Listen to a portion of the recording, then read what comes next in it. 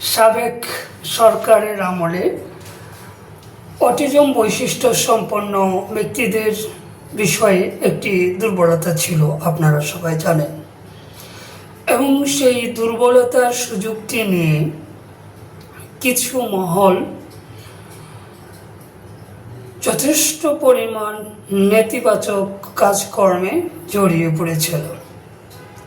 আমি স্পষ্ট মনে করতে পারি সেই সময় বিভিন্ন জেলা পর্যায়ের সরকারি কর্মকর্তা, বিশেষ করে জেলা প্রশাসকগণ, উপজেলা পর্যায়ের কর্মকর্তা, বিশেষ করে উপজেলা নির্বাহী কর্মকর্তাগণ, এমনকি পুলিশ বিভাগের এসপি মহোদয় কিংবা আরও উচ্চপদস্থ পুলিশের কর্মকর্তাগণ, জাতীয় পর্যায়েও সেক্রেটারি লেভেল এবং বিভিন্ন লেভেলের বিভিন্ন কর্মকর্তাগণ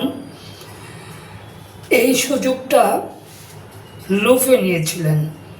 তারা সরকারের সর্বোচ্চ মহলের তথা প্রধানমন্ত্রীর কিংবা প্রধানমন্ত্রীর ভক্তকুলে যারা ছিলেন তাদের দৃষ্টি আকর্ষণের জন্য তারা কিন্তু এই অটিজম বৈশিষ্ট্য সম্পন্ন ব্যক্তিদের নিয়ে যথেচ্ছভাবে অবৈজ্ঞানিক বিভিন্ন পদক্ষেপ গ্রহণ করতে শুরু করেন এবং তারা এক একটা অদ্ভুত কাজ করতেন এবং সেই অদ্ভুত কাজকে সুন্দরভাবে লিখে টিখে এটা নিয়ে বিভিন্ন ডকুমেন্ট তৈরি করে, ডকুমেন্টারি করে সরকারের সেই মহলের কাছে পৌঁছাতেন। এবং এইসব উচ্চ মহলে পৌঁছানোর জন্য এইসব ডকুমেন্টারি ছিল একটা ইনস্ট্রুমেন্ট। এবং এরা কিন্তু তখন আমি একদম অনেকটা প্রমাণ দলিল ভিত্তিক আপনাদেরকে বলতে পারবো যে এগুলোকে সরকারি কর্মকর্তারা নিজেদের প্রমোশনের কাজেও পর্যন্ত ব্যবহার করতেন। সরকারের বিভিন্ন গুরুত্বপূর্ণ পদে আরোহণের জন্য এগুলো ব্যবহার করতেন। অভিভাবক এই পরিচয়টাও পর্যন্ত ব্যবহার করে অনেকেই বিভিন্ন পদবি পর্যন্ত বাগিয়ে নিয়েছেন। এটা ছিল সাবেক সরকারের আমলে একটা নৈরাজ্য। এবং এই নৈরাজ্যের সুযোগ নিয়ে আমাদের প্রতিবন্ধী ব্যক্তিদের মধ্যেও কিছু নৈরাজ্যবাদী লোক সৃষ্টি হন এবং তারা দেখা যায় যে 2-3জন অটিজম বৈশিষ্ট্য সম্পন্ন ব্যক্তিকে নিয়ে একটা স্কুল খুলে বসেন। এরা স্কুলের নামটা পর্যন্ত ঠিকমতো বলতে পারে না। এরা বলতো প্রতিবন্ধী বিদ্যালয়। বিদ্যালয় কখনো প্রতিবন্ধী হতে পারে? তারা বলতে পারতেন প্রতিবন্ধী ব্যক্তিদের বিদ্যালয়, কিংবা বলতে পারতেন বিশেষ শিক্ষা প্রতিষ্ঠান। না, তারা এমন না। তারা একেবারে বলতেন প্রতিবন্ধী বিদ্যালয়, অটিস্টিক বিদ্যালয়, এই ধরনের সব আজগুবি কথাবার্তা। এবং আপনারা জানেন যে এর ফলে কি হয়েছে, সরকারি কর্মকর্তা এবং আমাদের বেসরকারি ব্যক্তিদের মধ্যে একটা নেক্সাস তৈরি হয় এবং ব্যাঙের ছাতার মতন বিভিন্ন জায়গায় বিভিন্ন অলিতে গলিতে এই ধরনের বিশেষ শিক্ষা প্রতিষ্ঠান তৈরি হয়ে যায়। যেসব বিশেষ শিক্ষা প্রতিষ্ঠানের না ছিল কোনো উপযুক্ত শিক্ষক, না ছিল কোনো রিসোর্স, না ছিল কোনো প্রশিক্ষণপ্রাপ্ত যে দক্ষ জনবল, কিছু ছিল না আসলে। যেই কারণে দেখা গিয়েছে যে এইগুলো তখন সরকারের বিভিন্ন ফান্ড নেওয়ার জন্য এই নাম সর্বস্ব সংগঠনগুলো, নাম সর্বস্ব সব বিদ্যালয় বিভিন্নভাবে সরকারের চারপাশে ঘিরে থাকতেন এবং এগুলোর মনিটরিংয়েরও কোনো ব্যবস্থা ছিল না। শেষে আমরা যখন একটু এই বিষয়গুলো নিয়ে কিছু কথাবার্তা বলতে শুরু করেছিলাম, সেই সময় কিছু রেগুলেশনের ব্যবস্থা করা হয়, একটা পলিসিও করা হয় 2019 সালে। কিন্তু দেখা যায় যে সেই পলিসি অনুযায়ীও শিক্ষা প্রতিষ্ঠানগুলোর অনুমোদনের ক্ষেত্রেও এক ব্যাপক পরিমাণে দুর্নীতির অভিযোগ কিন্তু আমরা পাই। দেখা যায় যে যারা অখ্যাত স্কুল বা অখ্যাত প্রতিষ্ঠান তারা টাকা ঢেলে এটাকে নিজেদের অনুমোদনের ব্যবস্থা করতে সচেষ্ট হয়েছিলেন। আবার যারা ভালো স্কুল, অনেক রিসোর্সফুল, অনেক প্রশিক্ষিত শিক্ষক, গুরুত্বপূর্ণ বিভিন্ন পদক্ষেপ নিয়ে যারা ভালোভাবে প্রতিষ্ঠান চালাচ্ছিলেন, তারা আবার টাকা পয়সা যারা দিচ্ছিলেন না তাদের আবার কোনো সারা শব্দ ছিল না। এটি আমাদেরকে উদ্বিগ্ন করে তোলে, কারণ আমরা যারা প্রতিবন্ধী ব্যক্তিদের অধিকার নিয়ে কাজ করি, আমরা যারা সিআরপিডিকে সবসময় আফোল্ড করার চেষ্টা করি, তারা চাই ইনক্লুসিভ এডুকেশন ব্যবস্থা।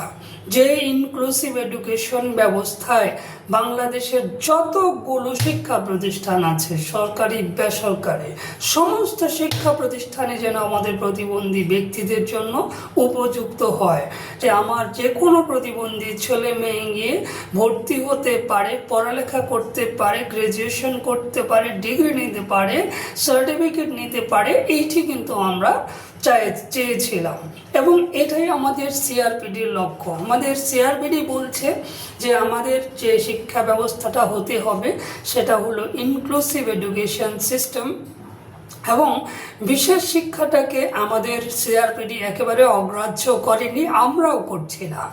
বিশেষ শিক্ষা প্রতিষ্ঠানের ব্যাপারে আমাদের বক্তব্য হচ্ছে যে এই শিক্ষা যেহেতু ওভারনাইট সমস্ত দেশের সমস্ত শিক্ষা প্রতিষ্ঠান ইনক্লুসিভ করা যাবে না, সেহেতু আমরা টুইন ট্র্যাক অ্যাপ্রোচ ফলো করবার কথা বলে থাকি। সিআরপিডিরও বক্তব্য তাই। জাতিসংঘের যে সিআরপিডি কমিটি আছে তারা একটা লম্বা ডকুমেন্টও তৈরি করে দিয়েছেন, জেনারেল কমেন্ট 4 নামে এটাকে আমরা চিনি। কিভাবে ইনক্লুসিভ এডুকেশন বাস্তবায়ন করতে হবে তার একটা ফুল ফ্লেজড একটা ডেসক্রিপশন কিন্তু ওখানে দেওয়া আছে, একটা গাইডলাইন ওখানে দেওয়া আছে। কেমন? সো আমরা চাই যে এইটা ফলো করে বাংলাদেশের শিক্ষা ব্যবস্থাটার সংস্কার হোক। কিন্তু এই যে বিশেষ শিক্ষা প্রতিষ্ঠানের নামে যে ব্যবসায়ী দল তৈরি হয়েছে, এই ব্যবসায়ী দল কিন্তু তারা চায় যে প্রতিবন্ধী ব্যক্তিরা শুধুমাত্র এখানেই থাকুক। কেমন? এবং দেখবেন যে এই বিশেষ শিক্ষা প্রতিষ্ঠানের কিন্তু আসলে আপনার শুধু প্রাইমারি এডুকেশন এবং এলিমেন্টারি এডুকেশনটাই তারা কিন্তু দিয়ে থাকে, তাই না? এরা কিন্তু যে মাধ্যমিক, উচ্চ মাধ্যমিক বা বিশ্ববিদ্যালয় পর্যায়ে কিন্তু তাদের কোনো কিছু নেই। কেমন? তাহলে আমাদের যদি ইনক্লুসিভ এডুকেশনের দিকে আমরা ধাবিত না হই, তাহলে আমাদের ছেলে মেয়েদের শিক্ষা কিভাবে নিশ্চিত করা যাবে? আমরা কি শুধু এলিমেন্টারি স্কুলেই পড়বো? তা তো আমাদের হওয়া উচিত না, তাই না? সো টুইন ট্র্যাকের কথা যেটা বলা হচ্ছে সেটা হলো যে ওভারনাইট যেহেতু ইনক্লুসিভ এডুকেশনটা আমরা বাস্তবায়ন করতে পারবো না, সেহেতু স্পেশাল এডুকেশন সিস্টেমটা থাকবে, কিন্তু ক্রমান্বয়ে এই প্রতিষ্ঠানগুলো বা এই সিস্টেমটাকে ক্রমান্বয়ে ক্রমহ্রাসমান করা হবে, আস্তে আস্তে গুটিয়ে আনা হবে এবং ওইদিকে ইনক্লুসিভ এডুকেশনটা আস্তে আস্তে উপরের দিকে ওঠানো হবে। এবং যখন ইনক্লুসিভ এডুকেশন 100% এনশিওর হয়ে যাবে, তখন স্পেশাল এডুকেশন বন্ধ হয়ে যাবে। কেমন? This is the system. এটাই হওয়া উচিত, এটাই জাতিসংঘের নিয়ম, এটাই আমাদের লক্ষ্য। এবং কেন এটা আমাদের লক্ষ্য? কারণ আপনারা জানেন শিক্ষাটা কি? শিক্ষা হচ্ছে মানবাধিকার, অত্যন্ত গুরুত্বপূর্ণ মানবাধিকার সংক্রান্ত যে প্রথম দলিল, ইনস্ট্রুমেন্ট জাতিসংঘের, যে universal declaration of human right. শিক্ষা হবে একটা মানুষের মানবাধিকার। এবং পায়ে হাঁটা চলায় সমস্যা শুধু তাদের জন্য করতে হবে এমন না, যে ডেফ পার্সন, যে ব্লাইন্ড পার্সন, যে ইন্টেলেকচুয়াল ডিসেবিলিটি, যে অটিজম বৈশিষ্ট্য সম্পন্ন, সবার জন্য সবার ব্যারিয়ারগুলো মাথায় রেখে তারপরে সেই ব্যারিয়ারের সলিউশনটা আমাদের নিতে হবে। শিক্ষার ম্যাটেরিয়ালগুলো এমনভাবে করতে হবে যেমন বই পুস্তকগুলো খালি গদগদ করে বিজি প্রেস থেকে প্রিন্ট করে দিয়ে পাঠিয়ে দিবেন, বইয়ের উৎসব করবেন এমন না। ব্রেইল বইয়ের উৎসব আপনাকে করতে হবে। কেমন? ইশারা ভাষার শিক্ষার উৎসব আপনাকে করতে হবে। এগুলো আপনাকে এই ব্যবস্থাগুলো আপনাকে নিতে হবে। এবং আরেকটা জিনিস করতে হবে যে আপনি যখন অ্যাভেলেবল করলেন এই প্রতিষ্ঠানগুলোকে, অ্যাক্সেসেবল যখন করলেন, তখন সাথে সাথে অ্যাকসেপ্টেবলও করতে হবে। যে শিক্ষার ব্যবস্থাটা বা যে শিক্ষাটা আপনি দিচ্ছেন, সেখানে যাতে এমন না হয় যে আমি খালি ভর্তি হয়ে ক্লাসরুমে বসে রইলাম, এমনটা যাতে না হয়। যেভাবে আপনি শিক্ষাটা দিচ্ছেন সেটা যাতে আমার জন্য গ্রহণযোগ্য হয়, আমার জন্য মনে হয় যে এই ক্লাসরুমে আমাকে ইনক্লুড করা হয়েছে, এই ক্লাসরুমে আমি সবার সাথে একসাথে পড়তে পারছি, লিখতে পারছি, আমি আলাদা কেউ নই, এমন একটা ব্যবস্থাও কিন্তু আপনাকে ইনশিওর করতে হবে। এবং সেই ক্ষেত্রে আপনাকে জিনিসটাকে অ্যাডাপ্টেবলও করতে হবে, যে এমন ওয়ান সাইজ ফিট এমন একটা সিস্টেম করে রাখলেন যে আসো, পারলে অ্যাডজাস্ট হও, না পারলে চলে যাবে, এরকম না। যে আসবে তার জন্য যতটুকু অ্যাডজাস্টমেন্ট করা দরকার ততটুকু অ্যাডজাস্টমেন্ট আপনাকে করতে হবে। 100টা শিক্ষার্থী আপনার ক্লাসরুমে আছে, একজন শিক্ষার্থী বুদ্ধি প্রতিবন্ধী শিশু আছে বা শিক্ষার্থী আছে, ওই একজনকে তার চাহিদা অনুযায়ী তার মতো করে আপনার পড়াটা করতে হবে। এবং এর জন্য যে প্রশিক্ষণ দরকার, শিক্ষকের প্রশিক্ষণ দরকার, সেটা ইনশিওর করতে হবে। পিয়ার সাপোর্ট ইনশিওর করতে হবে, যাতে সহপাঠীরা তাদেরকে সহযোগিতা করতে পারে। কারণ এবং এরকমভাবে আপনার রিজনেবল অ্যাকোমোডেশন সব যা যা আছে সব কিছু আপনাকে ইনশিওর করতে হবে। তাহলে আমাদের ইনক্লুসিভ এডুকেশনটা নিশ্চিত হবে, এবং এটাই আলটিমেট গোল, এর কিন্তু ব্যতিক্রম নেই। তাহলে আমাদের বিশেষ শিক্ষা প্রতিষ্ঠানগুলো কি করবে? আমার এই কথা শুনলে তারা হয়তো মন খারাপ করবেন, রেগে যাবেন যে কেন আমি এই কথাটা বলছি। তারা এত কষ্ট করে স্কুলগুলো দাঁড় করিয়েছেন, তারা এত টাকা ইনভেস্ট করেছেন বৈধ এবং অবৈধ প্রক্রিয়ায়, তারা ঘুষও দিয়েছেন, এখন যদি এগুলো না থাকে তাহলে তারা তো মাঠে মারা যাবেন, হয়তো এমনটা ভাববেন। কিন্তু না ভাই, না ভাই, না বোন, আপনার হতাশ হওয়ার কিছু নেই। আমি কিন্তু বলছি না যে আপনাদেরকে বন্ধ করে দিয়ে আপনাদেরকে একেবারে পথে বসিয়ে দেওয়া হোক, এটা বলছি না। বরঞ্চ আমি বলছি যে কয়টা বিশেষ শিক্ষা প্রতিষ্ঠান তৈরি হয়েছে মানসম্মত অবশ্যই, সেই প্রতিষ্ঠানগুলোর যারা শিক্ষক তারা অলরেডি প্রশিক্ষিত, তাদেরকে আপনি ওই সব ইনক্লুসিভ এডুকেশনে নিয়ে নেন, অ্যাডাপ্ট করে নেন, আত্মীকরণ করে নেন, তাহলে আপনার চাকরিটা থাকলো। তারপরে আপনি যে রিসোর্স করেছেন, স্কুল সাজিয়েছেন, স্কুলের ইকুইপমেন্ট করেছেন, এগুলো তারা নিয়ে নিক। সরকারের সেই প্রতিষ্ঠানগুলো বা যেসব স্কুল ইনক্লুসিভ হতে চাচ্ছে, কলেজ ইনক্লুসিভ হতে চাচ্ছে, তারা এইসব আপনার জিনিসগুলো তাদের ওখানে নিয়ে যান। আপনি সেখানেই এসব নিয়ে আপনার এই জ্ঞান, এই দক্ষতা কাজে লাগান, তাহলে তার সমস্যা রইল না, তাই না? একটা সমস্যা থাকবে যে অনেকে আবার মালিক সেজে বসেছেন, বিরাট মালিক হয়ে আছেন আপনারা, আপনার এই মালিকানা জিনিসটা থাকবে না। এবং এই মালিকানা যাতে না থাকে সেটার জন্য যাবতীয় যা করার দরকার সেটা আমরা করব। আপনারা খেয়াল করেছেন বিগত সরকারের শেষ দিক থেকে আপনারা চাপ তৈরি করেছিলেন যাতে গণহারে আপনাদেরকে অনুমোদন দেওয়া হয় বা আপনাদের এমপিও করে নেওয়া হয়। সেই সময় সরকার আপনাদের দাবিতে সাড়া দেয়নি। এরপরে ডক্টর ইউনূসের সরকার, তাদের আমলেও আপনারা একই রকম চাপ তৈরি করেছেন এবং সেই সরকারও সাড়া দেয়নি। এবং এখনও আপনারা চাপ তৈরি করে যাচ্ছেন এবং এই সরকারও সেইভাবে সাড়া দেবে না। যদিও একজন মন্ত্রী বলেছেন যে উপজেলা পর্যায়ে অন্তত একটা করে তারা রাখবেন, কিন্তু দেখেন গণহারে দেবেন এটা কিন্তু উনি বলেননি। কেন শেখ হাসিনা সরকার আপনাদের কথা শুনেনি? কেন ইউনূসের সরকার আপনার কথা শুনেনি? কেন এখনকার সরকার আপনার কথা শুনবেন না বলুন তো? কারণ হচ্ছে আমাদের বাংলাদেশ সিআরপিডির একটা পক্ষ রাষ্ট্র। আন্তর্জাতিক যে বিধিবিধান আছে এর বাইরে বাংলাদেশ যেতে পারবে না। একটা শক্তিশালী রাষ্ট্র যা খুশি তা করতে পারে, আমাদের দেশের মতো দুর্বল রাষ্ট্র তা করতে পারে না। জাতিসংঘের বিভিন্ন দপ্তরে বছরে বছরে যে মিশনগুলো আছে জাতিসংঘে, তারা এখানে হাজিরা দিয়ে ফিরিস্তি দিয়ে আসতে হয়। কি করেছেন এবং কি করবেন? এখন যদি আপনাদেরকে এভাবে হাজারে হাজারে স্পেশাল এডুকেশনকে প্রমোট করে, ওনারা ওখানে গিয়ে কী জবাব দেবেন? অন্যদিকে আমাদের বাংলাদেশেরও যে আইনগুলো আছে, প্রতিবন্ধী ব্যক্তির অধিকার সুরক্ষা আইন 2013 এবং আরও যেগুলো আছে, সেগুলো তো বলতেছে যে আমাদের ইনক্লুসিভ এডুকেশন নিশ্চিত করার কথা। তাহলে আন্তর্জাতিক আইনেও এবং দেশীয় আইনেও সরকারের কমিটমেন্ট হচ্ছে যে তারা ইনক্লুসিভ এডুকেশনের দিকে যাবে। যেখানে এই কমিটমেন্ট করা হয়েছে সেখানে সেটা ভেঙে আপনার দাবি ওনারা মানতে পারবেন না।